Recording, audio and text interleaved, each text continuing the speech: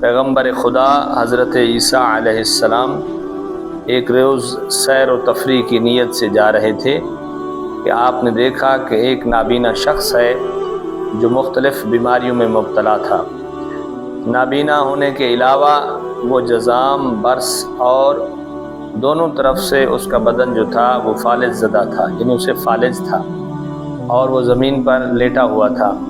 لیکن حیرت کی بات حضرت عیسیٰ علیہ السلام کے لیے یہ تھی کہ وہ شخص اتنی مشکلات میں گھرا ہونے کے باوجود بار بار یہ کہہ رہا تھا کہ خدایا تیرا شکر ہے کہ تو نے مجھے بہت ساری بیماریوں سے بچایا ہوا ہے۔ حضرت عیسیٰ علیہ السلام نے اس سے کہا کہ تو ہر بیماری میں مبتلا ہے، بس کون سی بیماری ہے ایسی جس میں تو مبتلا نہیں، جو تو اس قدر شکر ادا کر رہا ہے اللہ کا۔ نابینا نے کہا کہ میں اس شخص سے بہتر ہوں جو میری طرح خدا کی معرفت نہیں رکھتا، یعنی جو شخص خدا کی معرفت نہیں رکھتا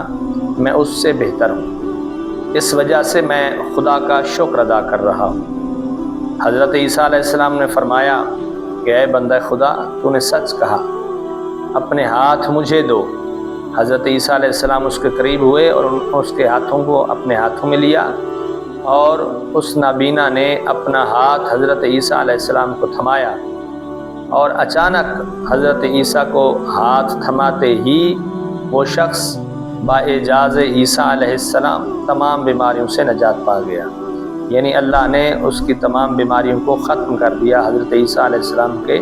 معجزہ کے ذریعے۔ نہ صرف وہ بیماریوں سے چھٹکارا پا چکا تھا، بیماریاں اس کی ختم ہو چکی تھیں، بلکہ وہ خوبصورت، حسین اور جمیل شخص کی اس نے صورت پیدا کر لی تھی۔ اس کے بعد وہ شخص حضرت عیسیٰ علیہ السلام کے ساتھیوں میں سے ہو گیا، ان کے حواریوں میں سے ہو گیا۔ اس میں کوئی شک نہیں ہے کہ شکر نعمت نعمتوں کا اضافے کا سبب ہوتی ہے۔ اللہ نے قرآن میں بھی ارشاد فرمایا ہے کہ لَإِن شَكَرْتُمْ لَأَزِيدَنَّكُمْ، کہ اگر تم میری نعمتوں کا شکر کرو گے